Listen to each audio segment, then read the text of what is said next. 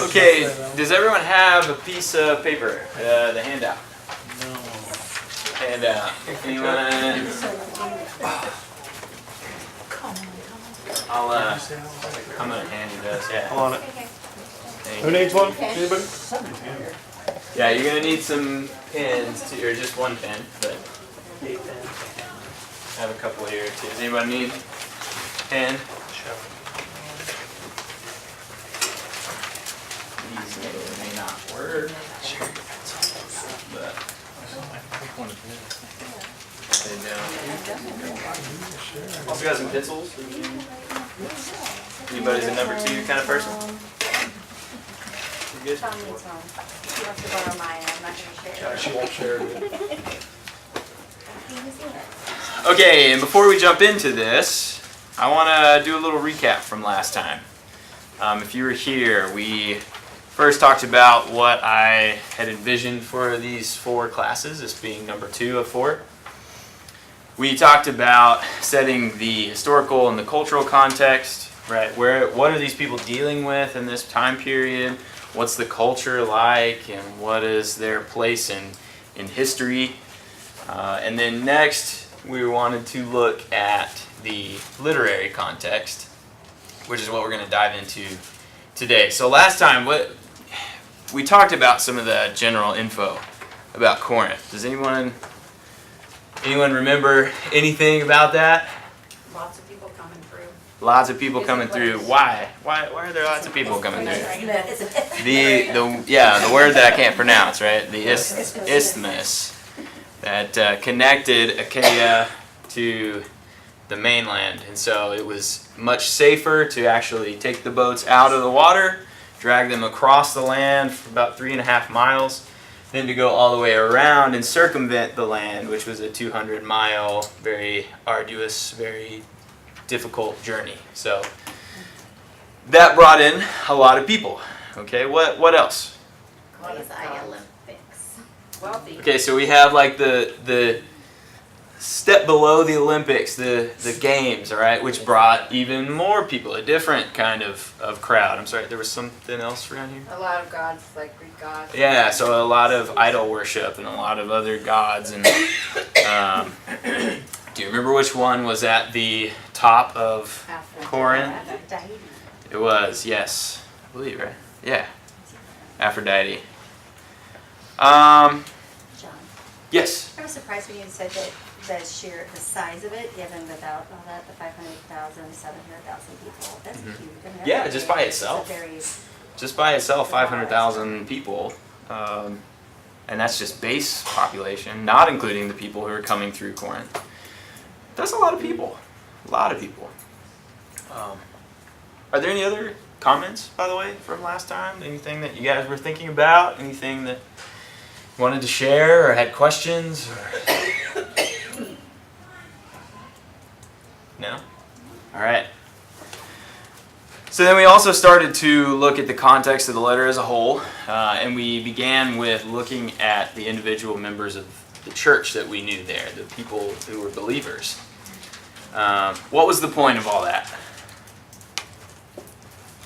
What's the point? Why would we take time to look at these names that we're not going to be able to put faces to, and they look funny because they come from a different language, and some are Greek, and most are Greek, but then there are some of these Jewish names. What's the point?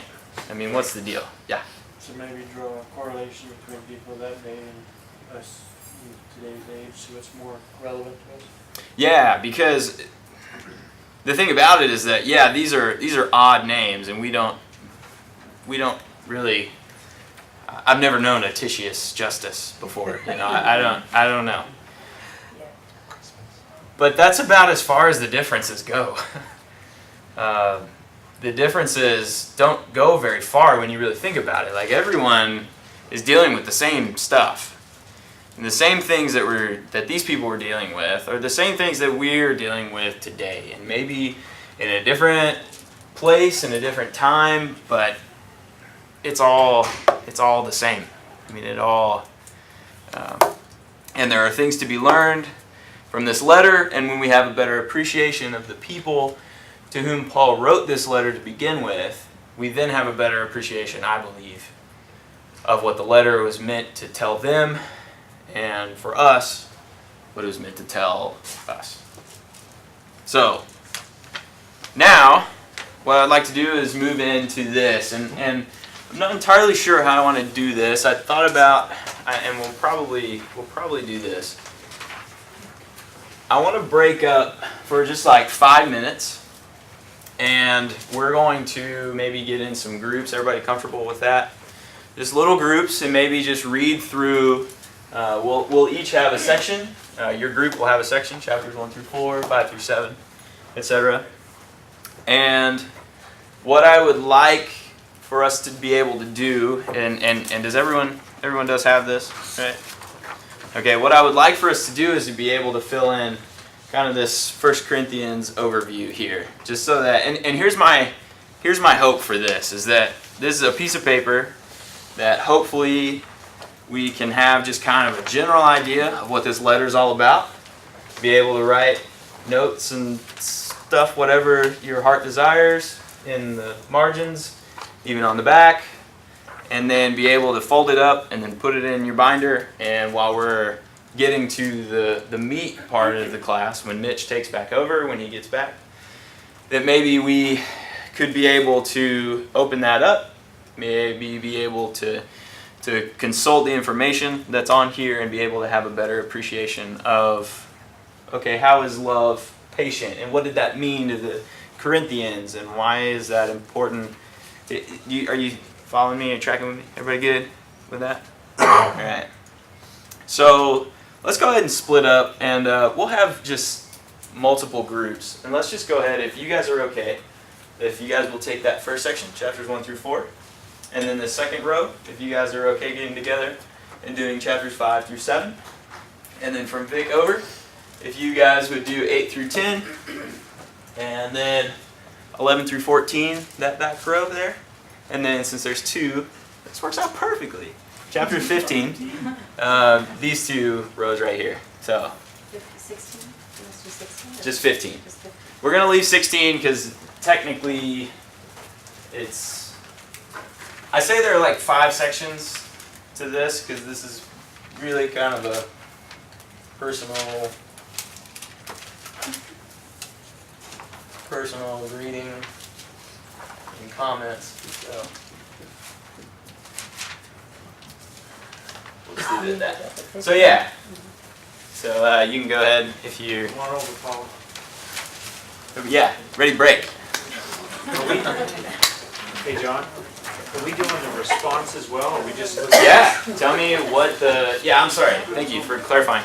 What I would like is for everyone to just be able to figure out, okay, what is a one-word summary of what this chapter or this section is all about? What is the problem that's addressed there? And then what is Paul's gospel solution? So, yeah, and before you get into that, I guess I should be a little more clear. Thank you, Alan. There's probably several different ways of doing this. This isn't like a fail-proof. I think there's some, maybe a few issues with this. Looking at it this way, I think it leaves a couple of gaps as far as what the whole letter is talking about.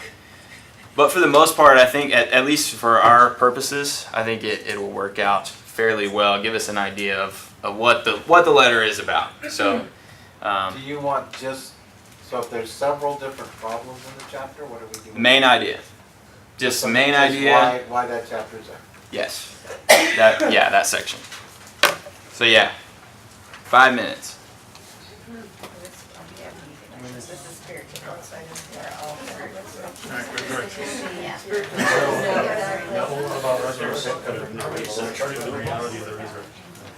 But the one that I kind of detected was like a the red. So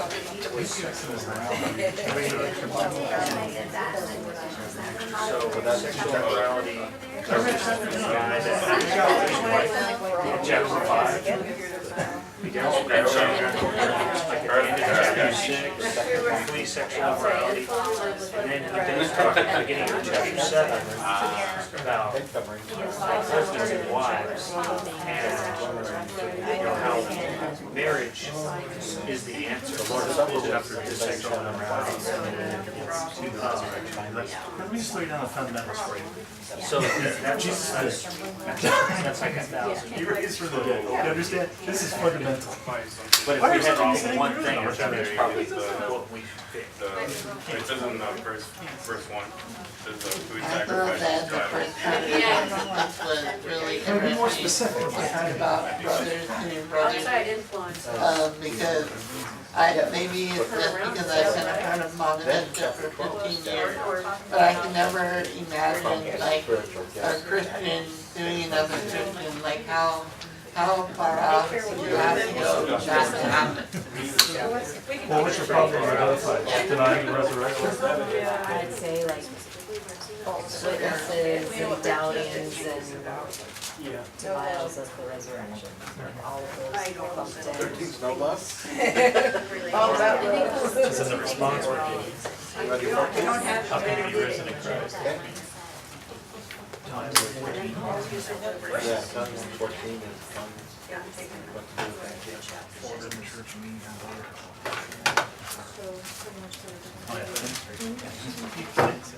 He says, you come up to the point where you have to understand this. But some people are saying that it isn't the restoration today.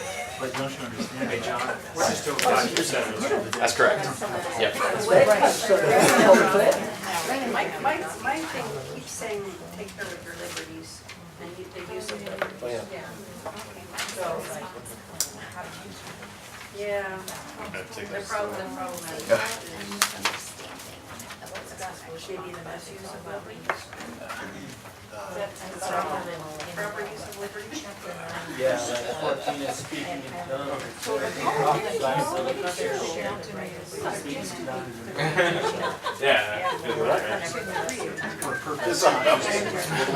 What about our gospel response? Well, I think, like you pointed out earlier, God did chapter 7, verse 10, very sexual immorality.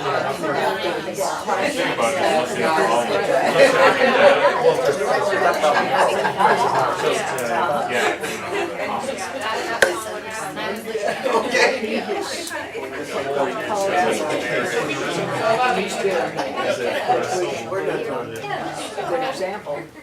And also maybe like the value of your body. Because at the end, You know, versus that, Questions or anything? What's that? the final verse in that chapter, kind of sums it up too, therefore. I can help you out a little bit. No worries. That removal, always abounding in the work of the Lord, knowing that our labor is not in vain in the Lord. So if there were people coming to them with the doubts and everything, not give up. or 13. You can even back it up to 57. Yeah, so, I mean, that, Either God who gives us the victory because through. obviously, we're not all personal, so there's got to be an answer for single as well. And I think that's it. Make a bigger land. Well, I think marriage goes along with,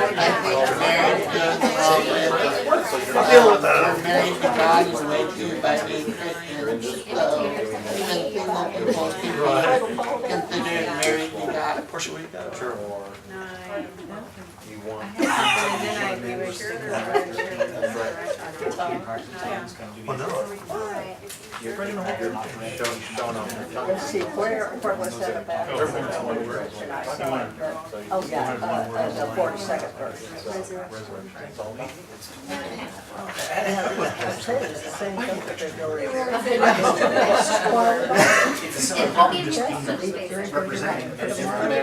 Aspects of the.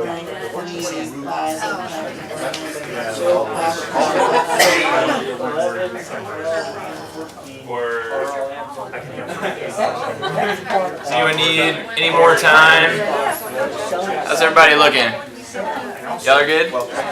Anybody need more time? Verse 13. You guys good? Okay. What are these problems? Okay, He says it's been about 5 minutes. your body is. So let's go ahead and jump right in, and we can just continue these discussions all together.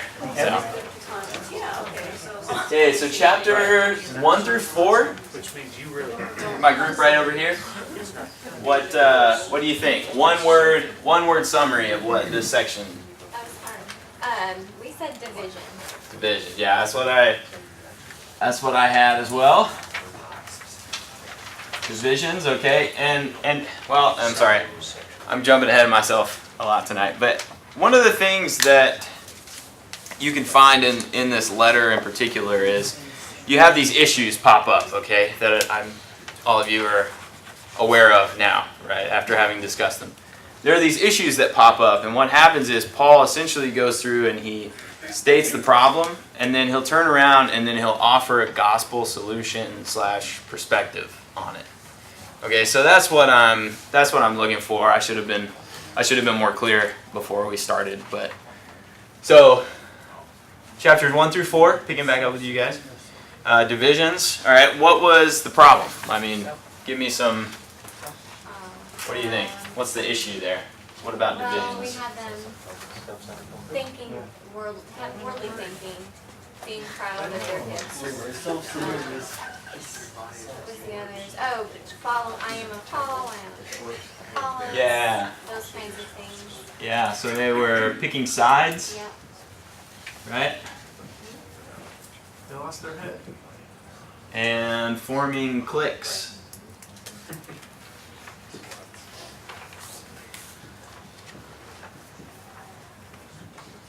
Spell that right? Yep. Nice. Okay, and especially, I mean, what's the real issue here, especially for the Corinthians? I want you to kind of zoom out and try to place yourself back in Corinth, back in the first century. What's the issue with this? They Why lost is their this? focus. Okay, they lost their focus, There is only one but side. pertaining to, yeah. So keep kind of running with that. Pertaining to this, why would this be a bad thing for the Corinthians? Yeah, Bruce. I think just so many people being in Corinth at that time, like we were talking about earlier, maybe there are so many different groups that one could join, that not all of those groups can be right. Yeah. So okay, and I'll like continue with that. I think you're absolutely right. This was a culture that was trying to tear these people apart to begin with. Okay, and so now they're like playing right into the hand of Satan right here. They're picking sides, they're forming cliques, when they should be what? What was the gospel solution that Paul offers? Unity. Christ-centered. Unity, being Christ-centered, and what's the reasoning behind it? Like why be unified? I mean, building off of this.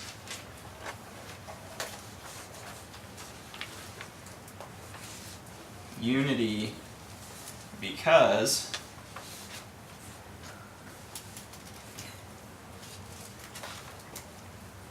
we all belong to Jesus. He's the head. All right, He's the head. We don't belong to Apollos. We don't belong to Peter or Paul, because we all belong to Jesus. I was thinking about this as I was coming here. Alan and I are really different people. We have different hobbies and different things. I mean, he's always nice, and you know, he looks like he's got his ducks in a row, and I look like a long-haired hippie. You know, so it's like there are a lot of reasons for us to be very, very driven apart. Okay? But the beauty of the gospel is that Alan and I have a love for God, and that's enough. We don't need to be able to play golf together in order to enjoy being around each other. We don't need stuff like that, because we have Jesus Christ. And that's where I think, yeah. Common goals. Right. There's a common goal, there's a common route to that goal. And that's the whole purpose of this idea of being divisive. I mean, that's totally taking away from what we're trying to accomplish, right? Getting to that goal. So yeah, do you guys have any other thoughts on this first section here? Okay, we're gonna jump into chapter 5 through 7. My group back there. What do you think? We put down that the main theme was sexual immorality. That is mentioned in every single one of those chapters. Yep. I agree. Okay, so what about what's the problem? I mean, what are we talking here? In chapter 5, we had people marrying their sisters. We had just all types of immoral behavior going on. And then chapter 6, the last part of chapter 6, we talked about like the body glorifying God. Mm-hmm. And then chapter 7, it talks about marriage. Yeah. Being the answer to sexual immorality. Yeah, so one of the things that I think is fairly clear, right, in that, right when you first start in chapter 5, you see a tolerance of those things. You see those issues, but you see a tolerance for those things. Okay, and let's stop just for a moment, and it's kind of one of those things that like we just don't really like to talk about a whole lot for obvious reasons, I think. What's the issue though with this? Like what are some of the issues that come about because of that sin in particular? I mean, what are the consequences? There's all kinds. I mean, there's disease, there's, Okay, so physically speaking, right, Right. emotionally speaking. okay, so there is a Broken family. physical, okay, so relationships. I'm going to go ahead and, Spiritual. yes, thank you. Focus on the flesh that breaks your spirit. There are physical issues that come about. There are relationship issues and consequences. What does chapter 5 verse 1 say? That it's among you of such a kind that even the outsiders wouldn't do this. Yeah, so it corrupts the relationships with the parties involved here, but also among the church. Like, this is bigger than just that. It's not an isolated event, okay? But what else does it say? Like, somebody read that first verse. I mean, at the very beginning. It's actually reported that there's sexual immorality among you. It's reported. So not only are there physical consequences to our relationships, our spiritual life, there are also consequences as far as our reputation is concerned. And that's the very first thing. I think that's significant. I think it's the very first thing that he addresses as he moves from this issue into this issue. Okay, so what about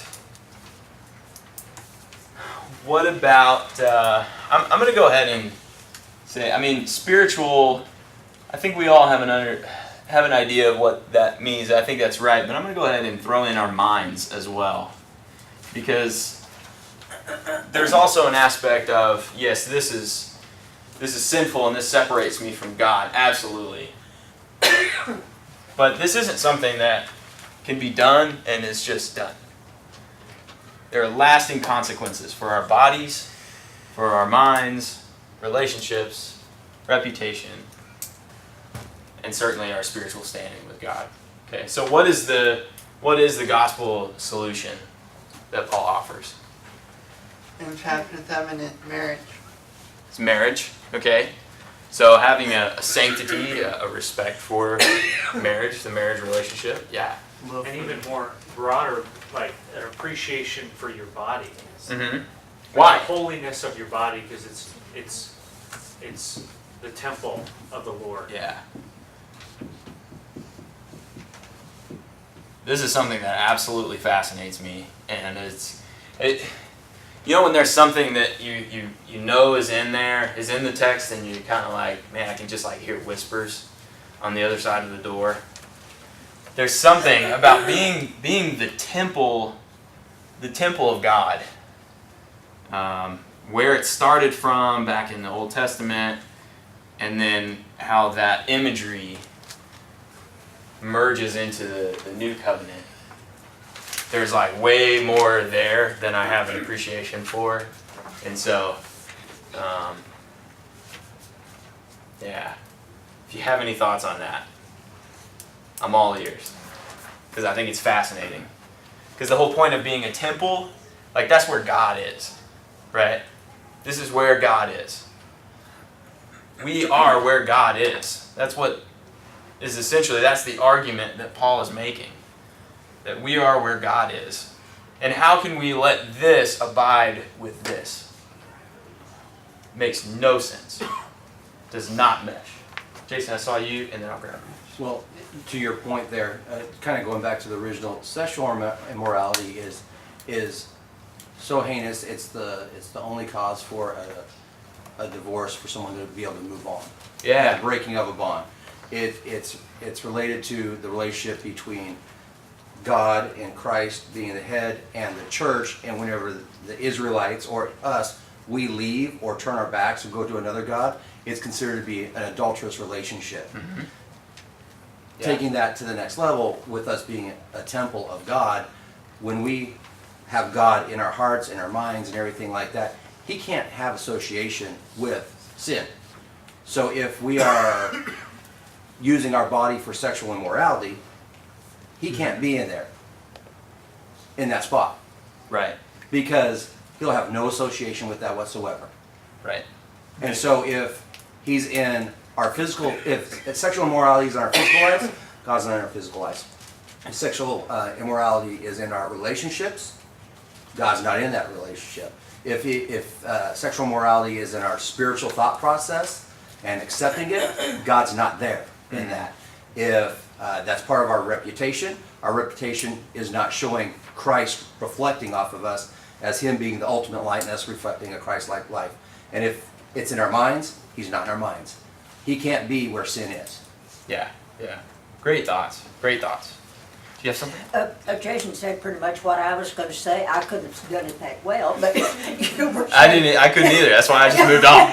I was thinking that we are where God is, but to turn it around like Jason did, God is where we are, if we are Christians. Mm-hmm. And it's just that simple. Yeah, and if this is there, He's not. Yes? You started out your first class talking about what the culture was of this Corinth. Mm-hmm. Temple prostitutes were all around the temple. Yeah.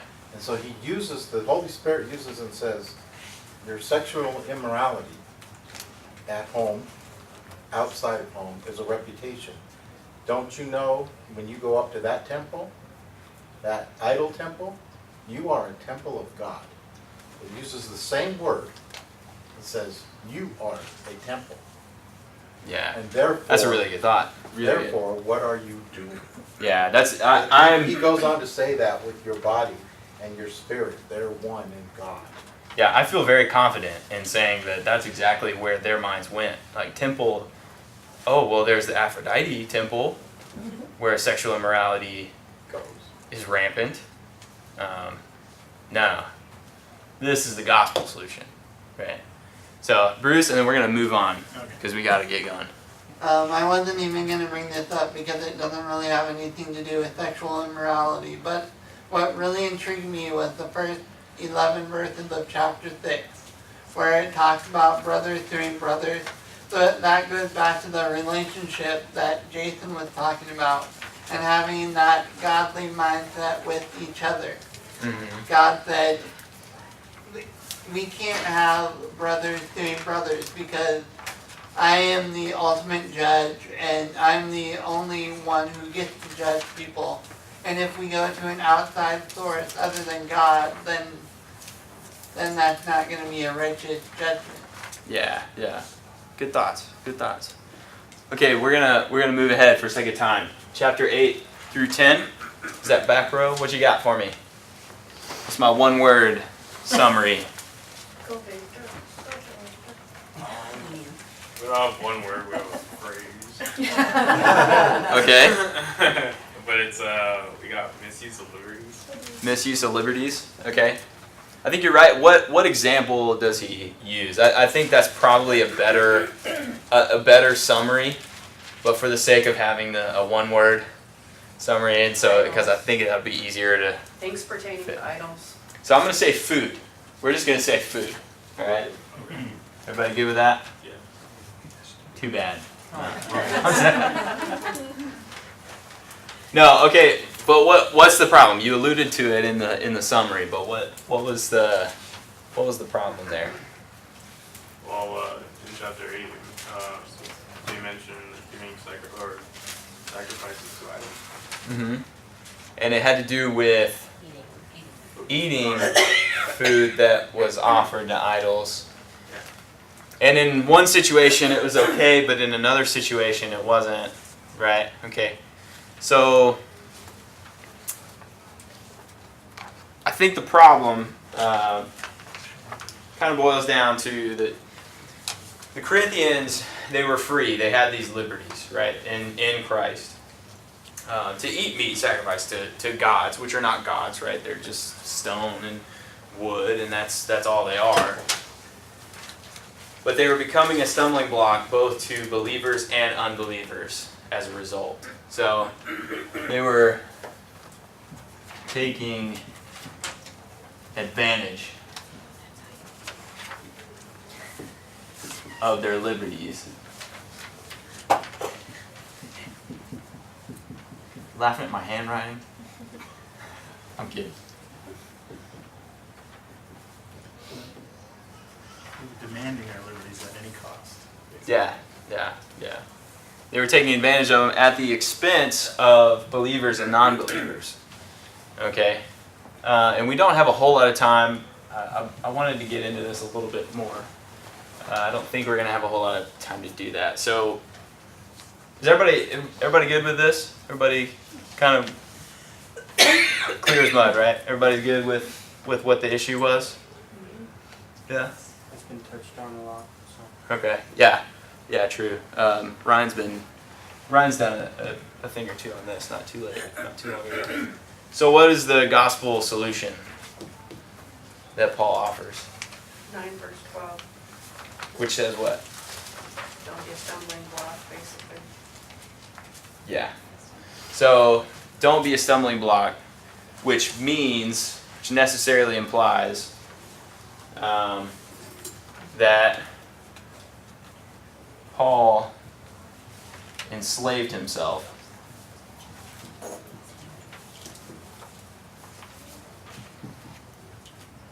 for the sake of others.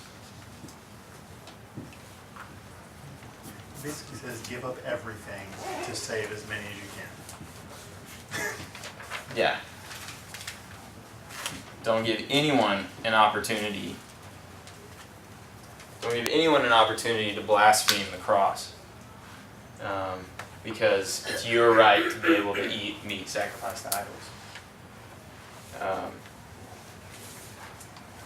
Okay, let's jump ahead. It's chapter 11 through 14. What do you guys got? Self-centeredness. Okay. Self-elevation. Mark 11 talks about head coverings and women exerting authority over men. 12 is do the Lord's Supper and kind of just making a meal and Yeah. get more out of it, and then 14 is speaking in tongues rather than, prophesy and build up the church rather than speak in tongues and build themselves up. Yeah, so I think you're right. I think you're absolutely right. I just have something different. So, but what I want to do is I want to zoom out. I want to zoom out a little bit, okay? And I just want to say, I think what's going on here is Paul's addressing just the gathering. I think when everyone is together, when everyone's together, there's a lot of self-centeredness. And that's this part of the problem part, right? There's selfishness.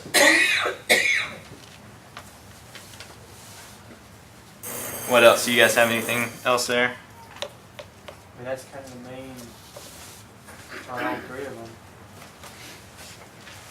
All four of them come down to selfishness. All of them. were All self-centered. of them are self-centered, no matter what group you look at. Mm-hmm. There's confusion. There's also disorder. And then what is the gospel solution that Paul offers? Chapter 13. Yeah. Love. And we'll get into that later on. It's the whole purpose. Right. So, okay. That's actually the solution to every one of those too. It's mentioned in every one of those. Yeah. That's the solution to their problem. Yeah, so I want to jump to this so that we have it done. What do you guys think? Chapter 15. Resurrection. The resurrection. Yep, that's what I got. You are. One S, I think. Occasion is the one that throws me off all the time. 2 C's and 1 S. Anyway. Okay. What was the problem? What was the issue that was going on? There were people. Yeah, there were people who were denying it. There were people who, and as a result, there were people who weren't believing it. Division. Denial of resurrection. Also misunderstanding. Upsetting faith. Okay. And what about a solution? What does Paul say? Without Jesus' victory over death, your faith is futile. Right, right. Absolutely fundamental.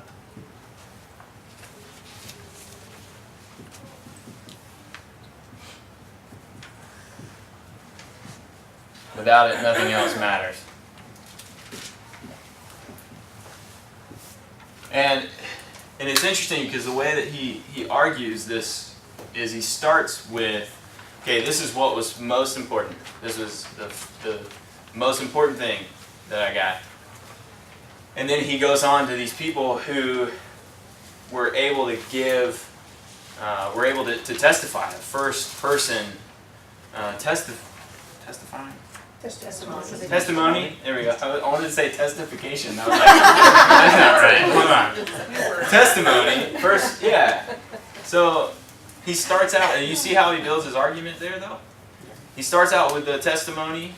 This is what's first important, and then he starts out with the testimonies, and then he goes into this argument.